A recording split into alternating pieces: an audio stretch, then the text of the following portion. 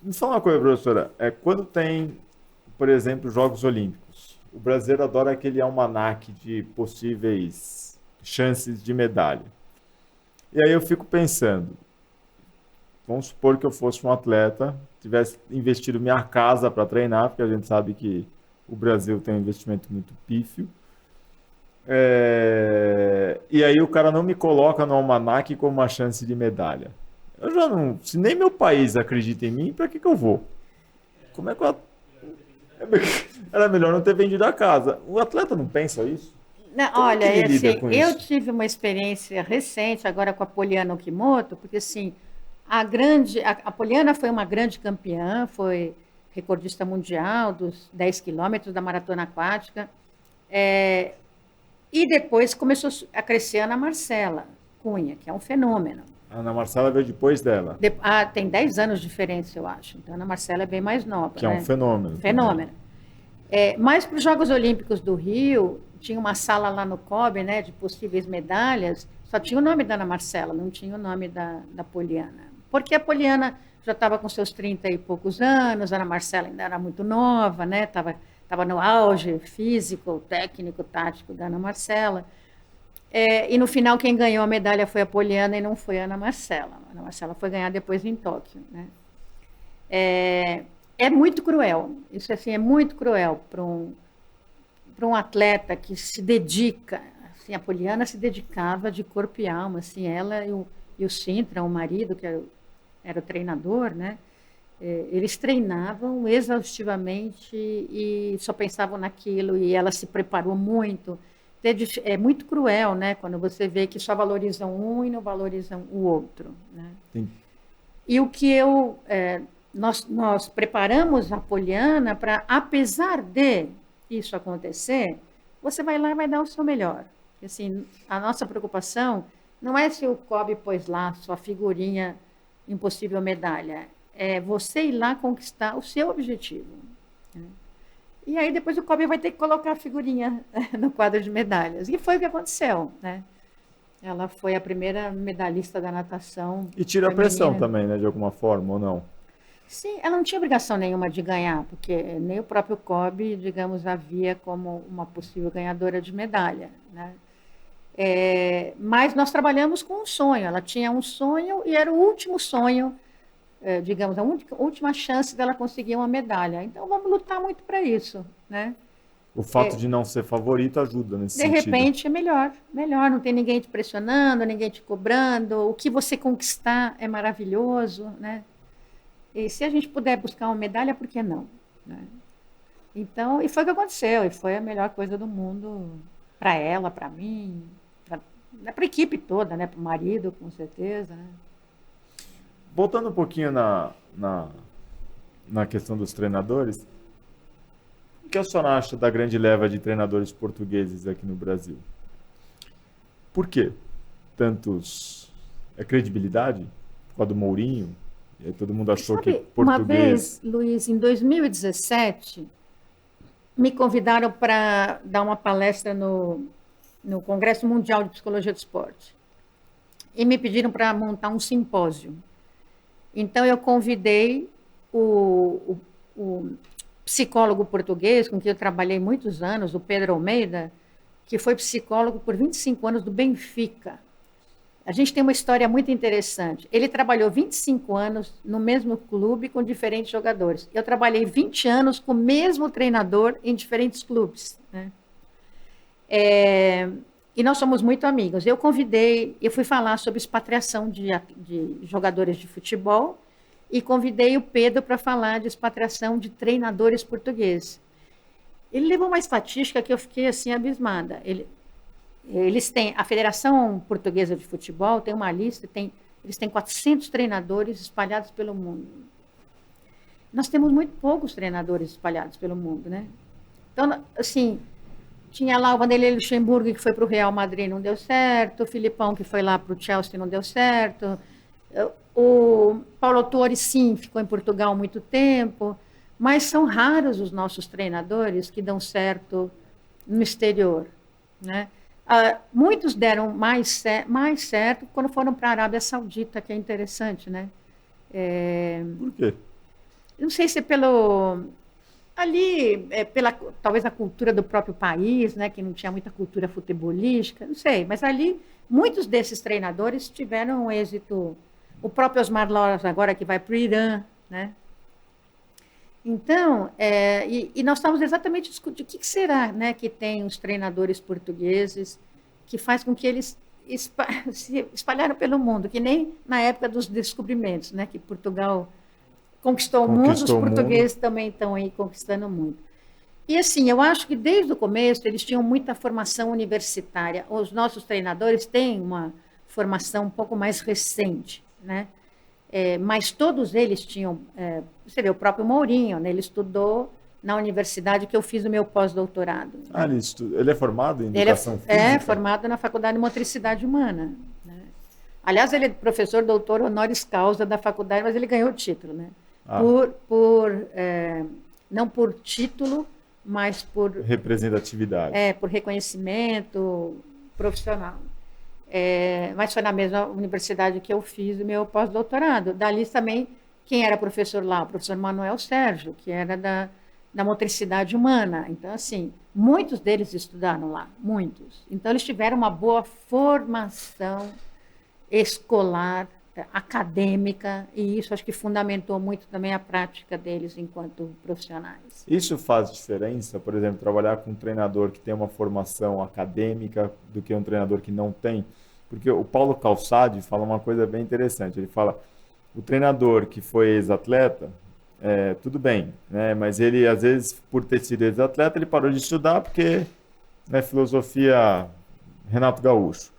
Aí o cara foi atleta na década de 90, treinado por um cara que foi atleta na década de 70 e o cara está atuando em 2020. Então ele tem uma defasagem de conhecimento de 50 anos. Isso procede na sua experiência?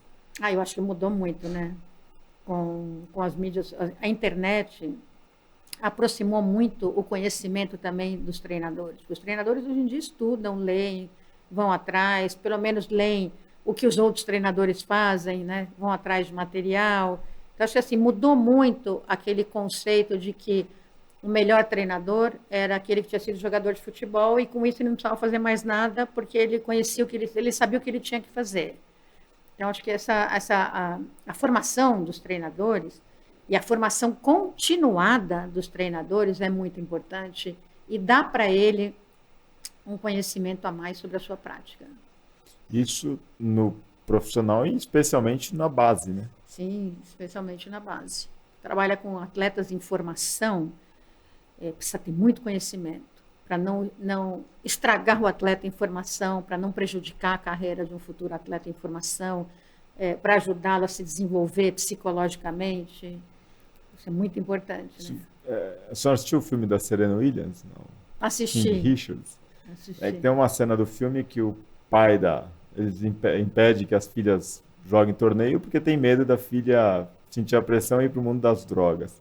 Existe esse caminho inverso também do esporte? A pressão é tanta que a pessoa espana e vai para o mundo do vício, das drogas, do álcool. Muito, sim. Lidar com a pressão não é tão fácil assim, né? Eu falo que quando a gente tem muita expectativa de rendimento, muita cobrança de resultado, muita pressão, o atleta pode sofrer de 3 pontinhos, pressão. Então, muitas vezes não é aquela depressão clássica, mas ele sofre depressão. Como é que ele vai lidar com isso? Se ele não tem ninguém para ajudá-lo a lidar com esta depressão, ele pode usar alguns métodos alternativos, né? Que não são muito saudáveis, entendeu? Então, pode ser para as drogas, pode ser para a bebida, pode ser vícios em geral, né? Deve ser difícil, né? Você pega um menino como Adriano, cresceu numa comunidade, estava jogando futebol na seleção brasileira. No dia seguinte, o cara era chamado de imperador de Milão. Como é que pode? Como é que fica a cabeça do moleque? Não é fácil, né? E assim, existe um custo disso, né? Eu falo assim, tudo na vida é uma relação de custo e benefício. Então, assim, qual é o custo de ser um imperador de Milão? De Milão. Tem um custo alto, né? O benefício, muitas vezes, é dinheiro. Tanto que ele espanou, né? Ele conta numa entrevista que ele pediu pro presidente liberar ele, que ele não estava bem, ele precisava voltar para a vida dele. E assim, todos os amigos dele eram da favela. E os amigos, a grande maioria tem fotos dele, né, com os amigos todos com arma e tal, que quase todos eram traficantes ou morreram pelo tráfico. Então, assim, esse era o contexto que ele vivia. Na minha tese de doutorado, eu usei até uma frase do Maradona, e ele dizia assim, quando eu comecei a jogar futebol, na minha casa chovia mais dentro do que fora de casa.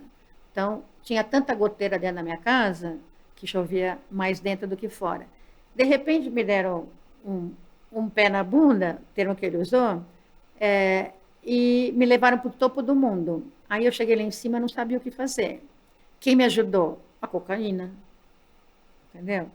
Então, assim, você preparar um atleta tem que ser um processo ao longo do tempo. Aí eu volto a falar da importância dos agentes. Eles deveriam se preocupar e olhar para o atleta, não só como atleta, mas como pessoa. E preparar esta pessoa, que por um acaso é um atleta, a poder sobreviver num contexto em que ele não está acostumado. Então, se preocupem em formar esse atleta, em dar educação para o atleta, ensinar um outro idioma para ele, em saber administrar o seu dinheiro, isso é importantíssimo, porque eles perdem rios de dinheiro, né? Saber administrar a própria vida, saber o que ele vai encontrar dali para frente. Às vezes ele se torna o pobre menino rico. Então, assim, sentado na grana, mas é o pobre menino rico, não pode sair ali na esquina para chupar um picolé, porque não pode sair na rua. Tem que ter um staff para ir lá comprar o sorvete para ele. E se torna o pobre menino rico. Tem um custo isso, muito, muito forte emocional. Né? A senhora acompanha o Luva de Pedreiro? Eu vi algumas coisas só. Como é que... ele não é atleta, mas ele vive essa situação. Segundo relatos dele, ele nunca tinha comido uma pizza. Até quantos anos ele tem? 22. Humilde, né? Humilde de tudo. E já tomou uma pernada de alguém, Já tomou né? uma pernada do agente, como é que chama? Empresário. Como é que é pro moleque vislumbrar agora o mundo? O cara tava na final de... menino, né? Tava na final de Roland Garros, tirando foto com o Kaká, embaixador da Adidas. E até ontem o moleque não tinha comido pizza. É difícil, né? Assim, como é que você faz essa adaptação? E às vezes isso aí é tudo muito rápido. Se não der um tilt na cabeça, né? E como é que você vai aprender a lidar com isso? Se não tiver gente séria do lado dele e que o ajude a enfrentar essa situação, da mesma forma que surgiu, morre, né? E aí a psicologia do esporte... Eu acho que assim, eu não digo nem a psicologia do esporte, precisa ser alguém sério do lado dele, que olhe para ele como uma pessoa que está descobrindo um mundo, né? Um mundo. E que a descoberta desse mundo traz problemas também. Porque assim, de repente esse menino começa a ganhar muito dinheiro, alguém vai passar a perna nele, vai oferecer alguma coisa. Você sabe que acontece isso, né? Tem uns espertalhões aí, então assim, ele precisa ter alguém que o assessore, mas olhando para ele enquanto pessoa, não como uma mina de dinheiro. Porque tudo isso é muito efêmero também, né? Da mesma forma que surgiu, pode sumir muito rapidamente. Que essas pessoas que às vezes ganham, pessoa humilde, que ganha na Mega Sena, ganha lá. Não sei se você já viu essa estatística. Depois de 1 ou 2 anos, perderam todo o dinheiro. Sim, porque sempre aparece o espertalhão, aí aparecem os primos, os tios, não sei o que, todo mundo pedindo dinheiro emprestado, aí ele compra, você vai comprar uma fazenda com não sei quantos bois, chega lá, a fazenda no alto da montanha. Ou tá numa pirambeira. Cara, cadê os bois? Tá numa pirambeira, né? Num penhasco, entendeu?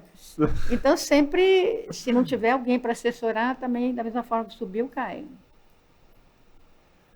A senhora hoje é representante do Empowering Coaching no Brasil. O que é o Empowering Coaching? Então, o Empowering Coaching é um programa europeu de formação de treinadores. E esse programa ele foi criado em cima de um estudo que foi feito com jogadores de futebol juvenis de 5 países da Europa. Grécia, França, Noruega, Espanha e Inglaterra. Avaliaram em torno de 10 mil jogadores de futebol jovens, né? E o que eles perceberam? Que o nível de desistência desses jogadores estava cada vez mais precoce. E a grande maioria dizia que desistia da prática esportiva por problemas e conflitos de relacionamento com o treinador. Treinadores muito exigentes, que tinham um tipo de treinamento que era treinamento do alto rendimento para criança. Então, esses pesquisadores, capitaneados pela professora Joan Duda, que é da Inglaterra, resolveram criar um programa chamado Empowering Coaching, que é um programa de empoderamento de treinadores. Porque qual foi a ideia inicial? Se nós empoderarmos os treinadores para que os treinadores aprendam a lidar com os atletas, eles vão empoderar os seus atletas também. Então, o empoderamento dos atletas depende da forma como os treinadores conversam, falam e se comunicam com os seus atletas. E aí foi criado um programa para o desenvolvimento de formação desses treinadores.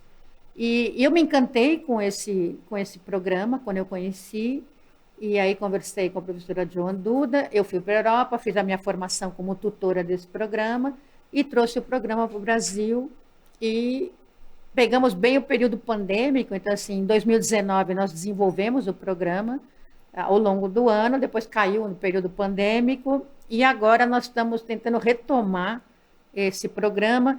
Estamos começando com um simpósio internacional agora no final do mês, que inclusive você vai participar, um simpósio para discutir somente a questão dos treinadores, então é um simpósio científico específico para se falar de treinadores e os aspectos psicológicos e pedagógicos da prática do treinador. É um simpósio gratuito, né? As inscrições podem ser feitas pelo Simpla. O link vai estar aqui abaixo do vídeo. Isso, por favor. Já está? O link já está abaixo do vídeo. E totalmente gratuito, nós temos 33 palestrantes, desses 33, 10 são internacionais, de 8 países diferentes, e a pessoa pode se inscrever de forma presencial, vai ser na cidade de Santo André, ou de forma online, nós vamos passar pelo YouTube também. Já temos aí mais de 1.000 inscritos no evento, então acho que vai ser um evento espetacular, e a primeira vez no Brasil, um evento voltado para a discussão da carreira do treinador, na perspectiva mais dos aspectos psicológicos, mas também dos aspectos pedagógicos. E essa temática também serve para o treinador não necessariamente esportivo, o cara que está na academia, por exemplo? Sim, ele é um treinador, ele é um gestor de seres humanos, então isso serve para ele também.